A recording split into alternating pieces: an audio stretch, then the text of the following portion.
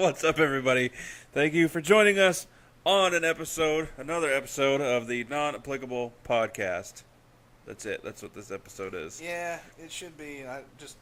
It looks weird to me being like, not applicable. Just share the non-applicable episode. Just the way it looks when they're all non-applicable. I know, that's what I'm saying, but or non-applicable if you're weird.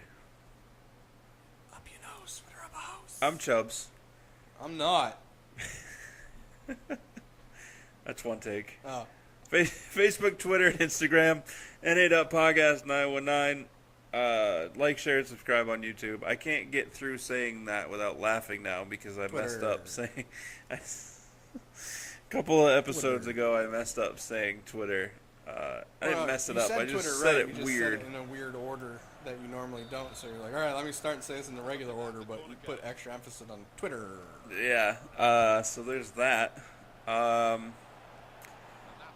Full disclosure, we had no planning going into this episode because I'd been busy, had some medical things.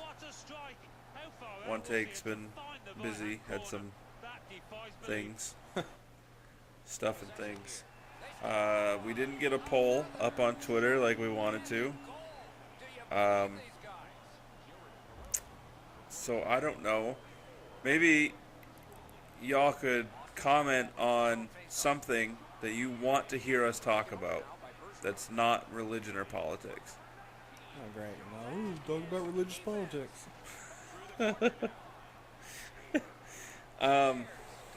No, seriously.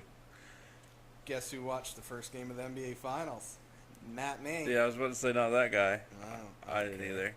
Don't even care. Golden State won. Yeah. Handedly? Yeah, ended up winning about 22 or something like that. Yeah. It was in Golden State. I expected them to. I don't expect them to win the series just because the NBA is about money. Who did Stephen A. Smith pick? I don't care. He picked Golden State? Probably. He's been wrong the last 6 years. I just don't want Golden State to win because I want Kevin Durant to get a huge screw you because he can say whatever he wants about I did what was best for me and my family. No, you didn't. You did it based on thinking you were going to get an easy ring. And you can say whatever you want, whoever you want. What if he stays? It's not going to. I know he's not going to, but I'm saying, what if he does? Does that negate the thought process of he just did it to do it?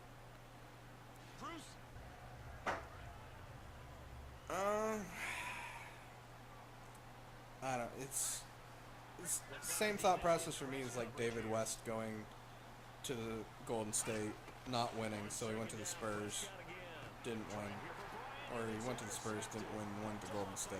Yeah. I don't know. But if he stays, if KD finishes his career in Golden State, well, that means that he went there because he wanted to go there. For right. Being there, opposed to just chasing a ring. That's what I'm saying. I'll be surprised if he doesn't end up in Washington.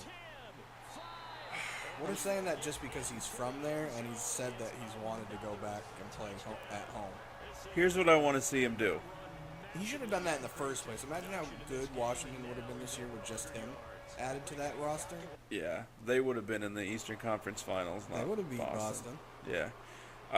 What if he goes to Boston?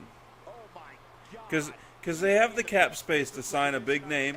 It'd be hilarious for him to lose this year and then go, I guess I'll go to Boston and then actually win. They have the cap space to sign a big name, and then they're either going to package the number one pick for hopefully a legit center or trade Isaiah Thomas for hopefully a legit center. Everything that Isaiah went through this year and did for the team, for them to trade him, I might just tell the Celtics to stick it. But, I mean, it's a business. It is a business, but still, you trade a guy based on, I can get stuff for him because I can get more than I'm getting out of them. Right. When Isaiah Thomas was the team last year and most of this year. Yeah. So what if they trade their number one pick to New Orleans for Boogie Cousins? With as young as their roster is, I'd much rather has turned into Hey brother. Hey brother. I'd rather they trade. I'd rather they trade the pick than use it. And I say that based on they're already a young team, and what they need is not another guard. And that's who the top prospects are in the draft. They're all guards. Right. I'd much rather them take the pick, package it with some maybe expiring contracts that would attract other teams. As much as I don't want to say this name because I like him, but they didn't use him much at all in the playoffs, is Amir Johnson, maybe James Young, and other teams really want Jay Crowder, which I'd like the Celtics to keep just because he's a guy that he doesn't need to score 20 points to be productive. Right. And that's needed on every team. But they could have the pick, package it with Amir Johnson, like a James Young, even Rozier, who's gotten better each year. I think this was his second or third year. Either way, he got better this year from last year in all aspects. Package them. You're telling me a number 1 draft pick and 2 to 3 players is not going to be enough to persuade a team out of one top player? You'd think it would. But you said to New Orleans 4? Yeah, to New Orleans for DeMarcus Cousins. Over. Reunite DeMarcus and IT. Yeah, because they played in Sacktown together. And then if they're going to go out and get a big-name free agent, Kevin Durant. Blake Griffin? Rather. I said it just... Really? I'm literally saying that based on Kevin Durant choosing to go to Golden State, no matter what he says his reasoning is. Well, that's horrible to fart at that just because. Even when he went to Boston and had it, I don't know if you remember me saying or not, but I was like, even if he comes to Boston or doesn't, would I like him to be there? Yeah, but he doesn't play defense enough to fit. So what if LeBron James were to end up in Boston? Would you fart at him because of the way he left Cleveland and then went back to Cleveland? No, because and I was actually going to bring that up here. Like, what about LeBron? People can say whatever. It's still a different situation. Did he do it wrong? People say yes because they thought he was making a spectacle out of himself. Right. But everyone seems to forget that he did it for the Boys and Girls Club and raised thousands and thousands of dollars, and that was his main driving force behind it. Right. And it was a different scenario because the first time he was in Cleveland... All right, so he went... Obviously, he chose Miami. You want to know one of the reasons he did? Is because when he went to Miami... Sorry, I got... Oh, it's not. I can't remember. Pat Riley basically said, look, we already know that Chris Bosh is willing to take a pay cut. Dwayne Wade's willing to do whatever's needed to make the team better. You come here, you're still going to get paid big. We're going to have a big 3. We're going to bring this guy, and this guy, and we're going to try to do whatever you guys need to make this team successful. Yeah. You know what Cleveland did in their meeting with LeBron? They had a famous Cleveland graffiti artist and animator make an animated thing about his time in Cleveland from when he got there until the last game he played at that time. And they were like, cool, see ya. Yeah. No, they didn't say, hey, come back to Cleveland. We know it's been a tough go, but let us know what you want and need, and this is what we're willing to do based on the money and what we have. We can go after this guy and get some of it. Because they were kind of telling him that, but they were bringing people in like Donyell Marshall, who was past his prime. Yeah. They were bringing Shaq in that was past his prime and wasn't fit for a team that was running the floor like the way they wanted to. Right. So everyone they were bringing in was other. And people were like, well, we made it to the finals. You can't compare them to this team and that team. The team that made it to the finals, name somebody on that team. Other than not LeBron? Ilgauskas. Other than LeBron? Yeah. Was Wally Zerbiak on that team? I don't think so, but he could have been. Mo Williams? Yep. That's all I got for you. Exactly. Was Anton Jamison on that team? No. This is when they got swept by the Was Spurs. Delonte West on that team? I think he was still on the Celtics at the time, but he may have been. Hmm. Boobie was on the team. Oh, yeah, Boobie. If you want to win, Put Boobie in. But they were basically a team of scrubs around Right. LeBron James that he dragged to the Right. playoffs. Whereas the Thunder were They were somewhat literally, proactively trying to improve to win. right, and they were literally one Piece. no, one player, but like, I know what it is. I'm sorry, I'm having Because they took Golden State. a role player. There we go. They were up 3-1 on Golden State. Yeah, they blew a lead. Yeah. So it's not like they didn't have the ability. Right. They were one legitimate role player away from, like, all right. So say Kevin Durant stayed in Oklahoma, Right. and they brought Oladipo in. Yeah. Oladipo. Yeah, I don't know why I said Al. In my head, I saw the O. They bring in Oladipo, Yeah.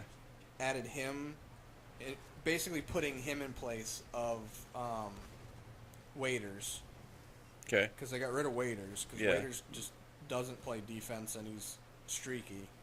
Yet you bring in Oladipo, who likes to play defense, can guard 3 to 4 positions depending on who you're playing, Right. and his offense was progressively getting better. He basically could have been the added bench player, role player that they needed to fill in some gaps that could have put them over. Even losing Serge Ibaka. Yes. Because Adams was becoming more. His offense wasn't as good as Ibaka because he's not as good of a shooter from distance. Right. But he can still block shots and he still rebounds. They still had the options with what they did if Kevin Durant stayed. They could have still been in the same spot they were, and possibly, if they face Golden State, go past them this time. Yeah. But instead, he decided to join them. Well, I still, he should have went to Washington. I would still like to see Isaiah Thomas, Avery Bradley. I guess you'd have Durant at 3, and then Al Horford and DeMarcus Cousins, or even have Horford come off the bench and have Jay Crowder and DeMarcus Cousins. Solely because, all right, but take Kevin Durant's life choices out of the picture. This is where you don't. When Durant actually went and had the meeting with the Celtics, Mm-hmm. everyone's like, "Oh, he's actually having the meeting with them. They have a chance." And I was just, me and you and B were talking. I was like, I don't care. He's Kevin Durant. He would improve our offense, and that's it. Because he doesn't play defense enough the way that the Celtics play defense. So he didn't necessarily fit in with what they're doing. My thoughts on not wanting him there had nothing to do with. I have the same thoughts of not wanting him there before he made the decision to go to Golden State. Would you rather have Jimmy Butler? No. Would you rather have Paul George? Both of my no's have to do with just because I don't want to get rid of Jay Crowder, even though Jay Crowder isn't as good as either of them. What if you didn't have to get rid of Jay Crowder? They would, though. Not only for financial reasons, but for positioning reasons. But what if they didn't?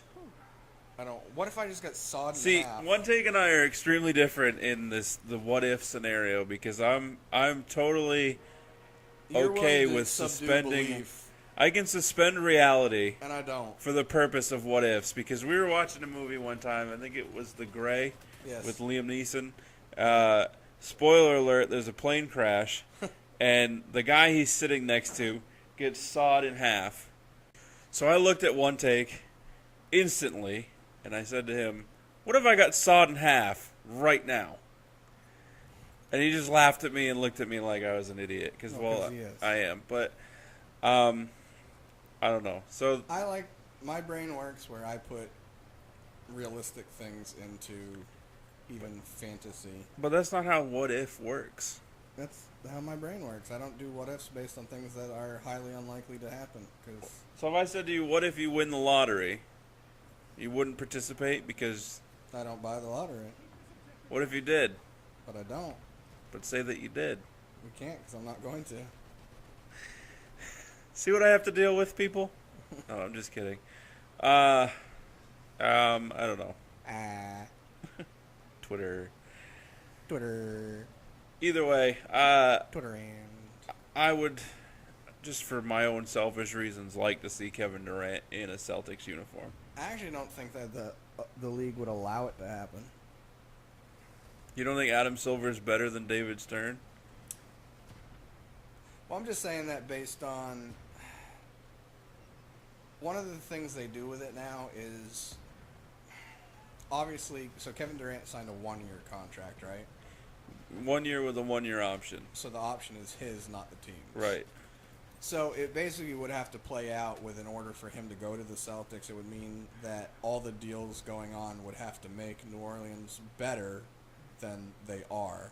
Well, if they get the number 1 pick, Remotely subjective, and it would have to be the other players involved would be obviously cap and stuff would be a part as well. So the way the league bases it is it's supposed to be deterrent on is the team that the player is leaving because of a trade, which I know Durant wouldn't be a trade. Technically, he'd be free to go technically, but they could still. They might not be able to block that one. I don't remember the rule. what if they did a sign-in trade where they trade the number 1 pick to Golden State? But then there's no DeMarcus Cousins, and I'd much rather have him than Durant because the Celtics need. But then they could get Blake Griffin through free agency. Still not a legit center though. No, but He'd fit in with the team because he runs the floor and he does rebound. so you'd have Horford at center, power forward would be Blake, small forward would be Durant, shooting guard would be Avery Bradley. And there's also the rumors of the Celtics have been looking at possibly doing a deal to get Carmelo. 10 years ago, I'd have been all about that. 3. Yeah. He's been too injury prone. Some of that I don't know if he's just sick of the way New York's been doing things and he's sick of putting all he is and they just suck. Right. So it could just be I'm injured. True. I don't know. That's my story. Okay. I mean, the DeMarcus Cousins thing I'm all for just because he can be a center, but he can also stretch the floor. Right. And if he's in a place where he's actually happy, he'll play better. Yeah, because it was hard to gauge his time in New Orleans so far because he wasn't there all that long. Right. Yeah, and there's the getting used to each other's stage. Yeah, and then there was a part where he actually got benched for a little bit because he just wasn't. They didn't feel like he was meshing well enough in this one game. And so benching it, I don't see how you. That's counterproductive. Yeah, kind of. You guys aren't meshing well together, so we're gonna split you up on the court. No, the whole thought was to give him some more practice time to get more adjusted to the scheming and the placements of where he's going to be and where his teammates are going to be. Because even though a lot of it's the same in the NBA, all coaches have different overall playbooks for the most part. And different terms. It's sort of like in the NFL. A lot of the players are the same, but you have different terminology and a little bit different placements and stuff. Right. Oh, maybe that should be the Twitter poll. What if I get sawed in half? Yes or no? I don't know. We're asking our very few fans to give us ideas for what you want to hear us blabber about. Anything really, other than religion and politics. Or religious politics. Right, or political religions. I don't really have. Like I said, we're unprepared for this. Yeah, it was a rough week. Yeah, we promise to do better next time. I don't promise nothing. I promise. So, on that note, Facebook, Twitter, and Instagram, NA.podcast919. We're on there. It's on the screen. Like, share, and subscribe. All that stuff. And we will do this again some other time. Catch you at another time. Deuces.